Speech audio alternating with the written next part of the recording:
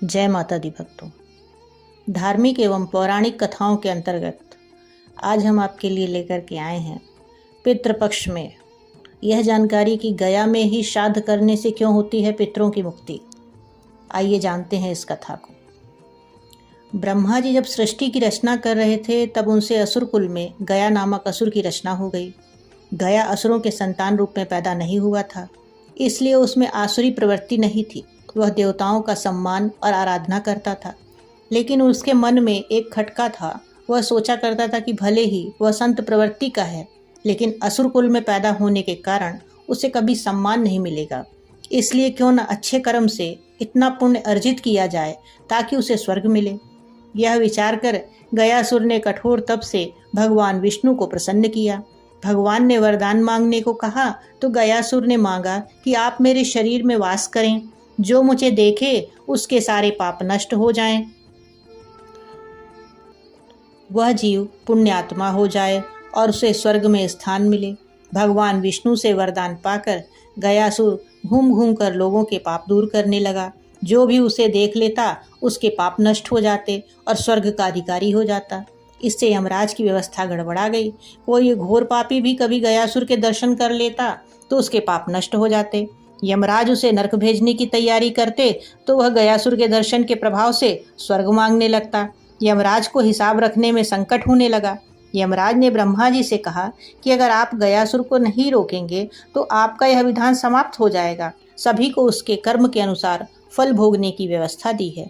पापी भी गयासुर के प्रभाव से स्वर्ग भोगेंगे। तब ब्रह्मा जी ने उपाय निकाला और उन्होंने गयासुर से कहा कि तुम्हारा शरीर सबसे ज़्यादा पवित्र है, इसलिए तुम्हारी पीठ पर बैठकर मैं सभी देवताओं के साथ यज्ञ करूंगा।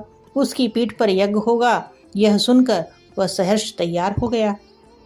ब्रह्मा जी सभी देवताओं के साथ पत्थर से गयासुर को दबाकर बैठ गए।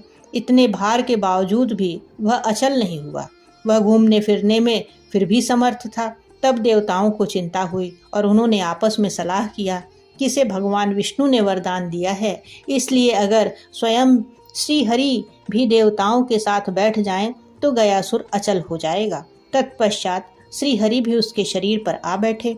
भगवान विष्णु को भी सभी देवताओं के साथ अपने शरीर पर बैठा देखकर गयासुर ने कहा, आप सब और अपने आराध्य श्री हरि की मर्यादा के लिए अब मैं अचल हो रहा हूँ। घूम घूम कर लोगों के पाप हरने का कार्य मैं बंद कर दूंगा, लेकिन मुझे चूंकि श्री हरि का आशीर्वाद है इसलिए वह व्यर्थ नहीं जा सकता।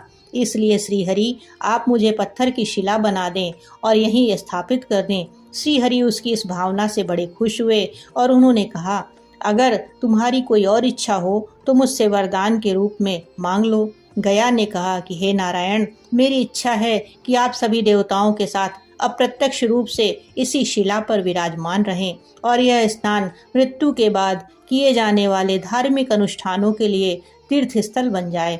यह सुनकर श्री विष्णु ने कहा, गया तुम धन्य हो। तुमने लोगों के जीवित अवस्था में भी कल्याण का वरदान मांगा और मृत्यु के बाद भी मृत आत्माओं के लिए कल्याण के लिए वरदान मांग रहे हो। तुम्हारी इस कल्याणकारी भावना से हम सब बंध गए हैं। भगवान विष्णु ने आशीर्वाद दिया कि जहाँ गया स्थापित हुआ वहाँ पितरों के श्राद्ध तर्पण आदि करने से मृत आत्माओं को पीड़ा से मुक्ति मिलेगी। इस क्षेत्र का नाम गयासुर के अर्धभाग गया नाम से तीर्थ रूप में विख्यात होगा। मैं स्वयं यहाँ विराजमान रहूँगा। इस तीर्थ से समस्त मानव जाति का कल्याण होगा। साथ ही वहाँ पर भगवान श्री विष्णु ने अपने पैर का निशान स्थापित किया, जो आज भी वहाँ के मंदिर में दर्शनीय है। गया विधि के अनुसार श्राद्ध फल्गु नदी के तट पर विष्णु पद मंदिर में और अक्षय वट के नीचे किया जाता है। वह स्थान बिहार के गया में हुआ, जहाँ श्राद्ध आदि करने से पितरों का कल्याण होता है। पिंडदान की शुरुआत कब और किसने की यह बताना उतना ही कठिन है जितना कि भारतीय धर्म संस्कृति के उद्भव की कोई तिथि निश्चित करना है। परंतु स्थानीय पंडों का कहना है कि सर्वप्रथम सतयुग में ब्रह्मा जी ने पिंडदान किया था। महाभारत के वन पर्व में भीष्म पितामह और पांडवों की गया यात्रा का उल्लेख भी मिलता है। श्री राम ने महाराजा दशरथ का पिंडदान गया में किया था। गया के पंडों के पास साक्ष्यों से यह स्पष्ट है कि मौर्य और गुप्त राजाओं से लेकर कुमारिल भट्ट, चाणक्य, रामकृष्ण परमहंस व चैतन्य महाप्रभु जैसे महापुरुषों का भी गया में पिंडदान करने का प्रमाण मिलता है। इसी के साथ अब हम आपसे विदा लेते हैं। आगे भी इसी तरह की धार्मिक एवं पौराणिक कथाओं को सुनने के लिए चैनल को सब्सक्राइब अवश्य करें।